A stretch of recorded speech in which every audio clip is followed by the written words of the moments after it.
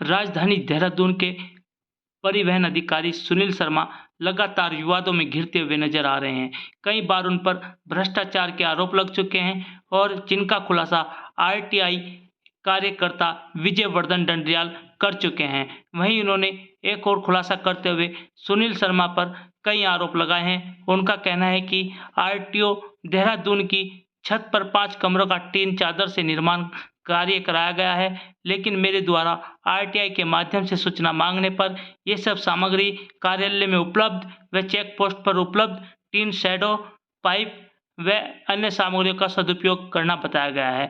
लेकिन इसमें ये जिक्र नहीं किया गया है कि किस ठेकेदार से कराया गया है और कितना खर्चा इसमें कराया गया है। आइए आपको सुनाते हैं कि आखिर किस तरीके से उन्होंने आरोप लगाए हैं। आरटीआई लगाई गई थी। अभी आपने देखा हुआ कि कुछ महीनों पहले ही आरटीओ की जो कार्यालय है उसकी छत पर जो है अभी एक अस्थायी निर्माण टीन शेड का इनके द्वारा किया गया है।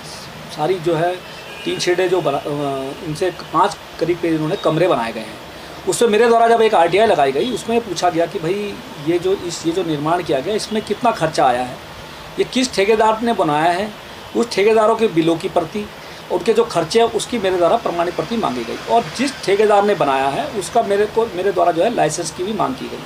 उसके बाद मेरे द्वारा ये भी पूछा गया था कि ये जो कार्य आप जो ऊपर टीन शेड जो बनाए गए हैं उसमें आपके द्वारा क्या वर्क ऑर्डर पे कराया गया है या ई टेंडरिंग से कराया गया है या समाचार पत्रों के माध्यम से जो है आपके द्वारा कार्य को कराया गया है या उसकी जो कोई भी प्रति है वो मुझे दे दी जाए।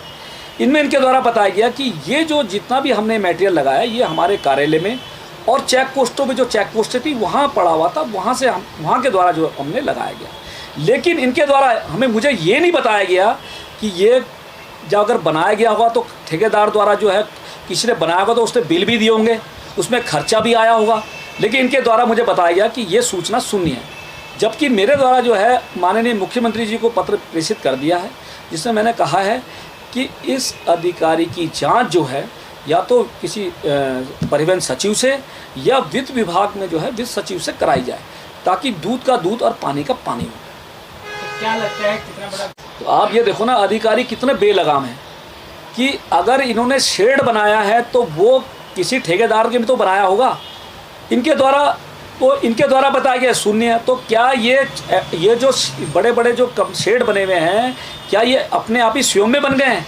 और दूसरी चीज़ ये है कि जब इतनी बिल्कुल आपने देखा होगा बिल्कुल नई चादरों से ये निर्माण किया गया है तो अब जबकि 19 लाख रुपए में इन्होंने 3 चेक पोस्टों पे प्लाई बोर्ड से जो है ज़्यादातर कार्य जो प्लाई बोर्ड से इन्होंने चेक पोस्ट बनाई है तो इनके द्वारा वो जो पुराने जो मटेरियल जो ये यहाँ लाके बनाया गया इनसे वो इन्होंने फिर वहाँ से क्यों खाड़ा। तो कहीं ना कहीं इसमें मुझे ये भी संशय लगता है कि 19 लाख रुपये की भी जो है इसमें बंदर बांट की गई है।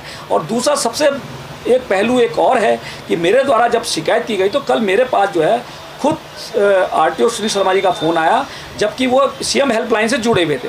वो मेरे को खुद पूछ रहे हैं कि जो आपकी शिकायत आई है जिसमें मैंने कर निर्धारण के मामले में जो टाटा मैजिक को जिन्होंने नगर बस की श्रेणी में रखकर टैक्स माफ़ किया था उस विषय में वो मुझसे खुद पूछ रहा है कि भाई तुम्हें क्या आपत्ति है।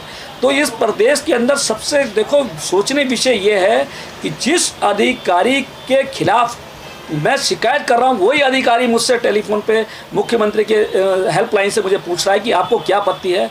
तो इस प्रदेश का जो भगवान ही मालिक है और मैं बार बार मुख्यमंत्री से आग्रह करता हूँ किसी उच्च अधिकारी से जो भी जांच आती है तो जिस अधिकारी की जांच होती है कम से कम उससे उच्च अधिकारी तो कम से उसकी जाँच करे। यहाँ तो ये हाल है कि चोर के हाथ में चाबी दे दी जाती है और उसे कहते हैं कि तू इसकी रखवाली कर लो। मैंने कई जिसमें आपने देखा होगा कई घोटाले की जो इनकी बात हुई थी उसमें आपने देखा होगा सबसे बड़ा प्रश्न तो यही है कि जो इनका ट्रांसफ़र था, जब इनका ट्रांसफ़र इलीगल हुआ है और जब किसी बड़े मंत्री या विधायक या किसी बड़े अधिकारी के द्वारा अगर इनका ट्रांसफ़र किया गया है तो आप खुद ये अंदाज़ा लगा सकते हो कि इनको ऊपर के किसी न किसी बड़े अधिकारी की या किसी न किसी मंत्री की शय है। नहीं तो एक अधिकारी बेलगाम होकर इस प्रदेश के अंदर आरटीओ विभाग में मनमानी कैसे कर सकता है।